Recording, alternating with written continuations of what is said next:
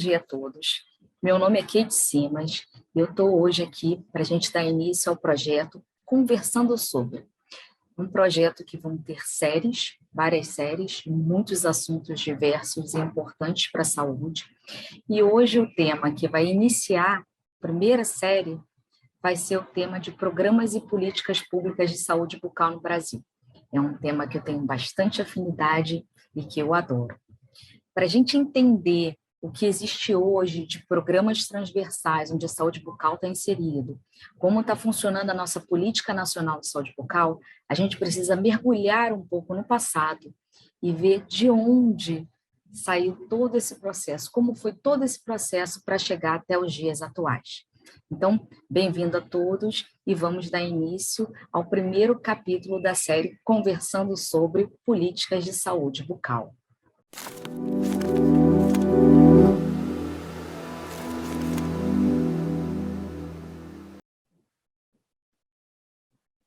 Vamos então começar o capítulo de hoje falando sobre as políticas públicas de saúde bucal no Brasil. As políticas públicas constam de um conjunto de ações do poder público. Elas visam solucionar problemas da coletividade, por intermediarem ações entre o Estado e a sociedade. São formulados em documentos que orientam ações e compreendem aplicações dos recursos públicos. Como eu já havia falado, nossa série das políticas de saúde bucal no Brasil, ela vai constar de 4 capítulos. E os nossos capítulos vão ser um sobre o Brasil colônia, outro sobre o início da República até 1930, o seguinte, 1930 a 88, nossa Constituição Federal, e o último da nossa Constituição Federal até os dias atuais. O 2 e o 3 aqui são novas séries, mais para frente a gente conversa um pouco sobre elas.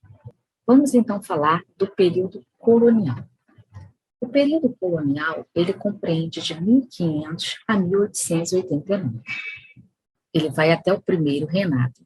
Ele compreende 3 séculos, inicia do século XVI e estende até o XIX. Ele foi caracterizado pelo encontro de duas realidades muito diferentes.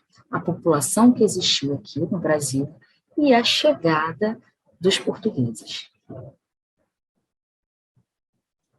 A atenção à saúde limitava-se aos próprios recursos da terra nesse momento. Eram as plantas, as ervas e aqueles que, por conhecimentos empíricos, os curandeiros, desenvolviam outras habilidades de curar. Com a vinda da família real, criou-se uma necessidade de uma organização, uma estrutura sanitária mínima, capaz de dar suporte ao poder que se instalava na cidade do Rio de Janeiro. Até 1850, só o que a gente tinha era de saúde pública, era a delegação das atribuições sanitárias às juntas municipais, pequenas juntas que tinham essa atribuição, e o controle de navios e saúde dos portos.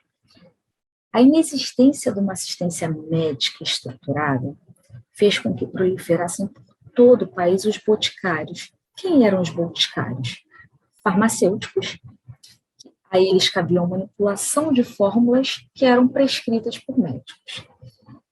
Obviamente, muitos deles faziam suas próprias prescrições e prescreviam, muito parecido com o que a gente tem ainda nos dias atuais. Profissionais não médicos que são curiosos, e principalmente na realidade atual que a gente vive com tanta tecnologia, utilizam da tecnologia para a prescrição de medicamentos, quando na verdade não é a função deles fazer.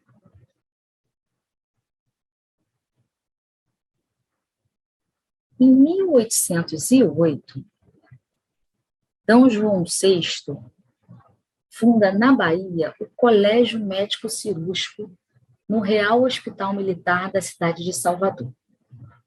A condição bucal desse período tem como reflexo a alimentação desses povos, os portugueses, marujos, que ficavam meses no mar e possuíam uma dieta bem restrita.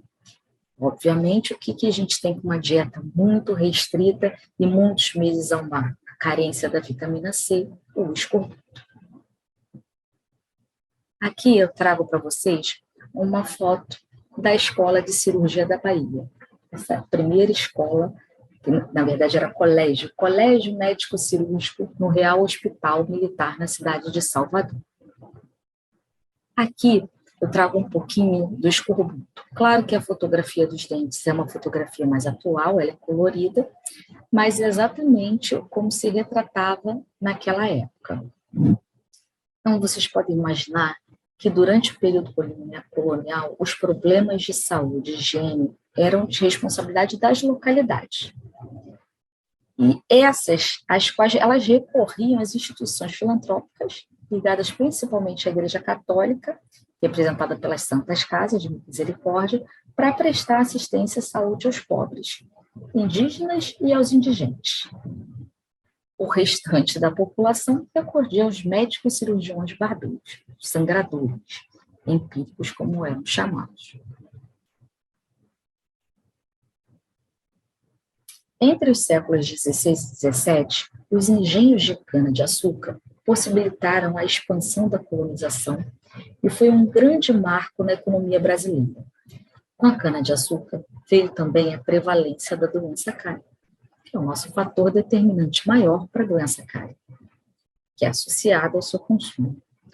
Com o crescimento do mercado, o açúcar alavancou o número de dentes cariados e, com isso, a necessidade da assistência odontológica, contribuindo, assim, para a expansão desse tipo de serviço.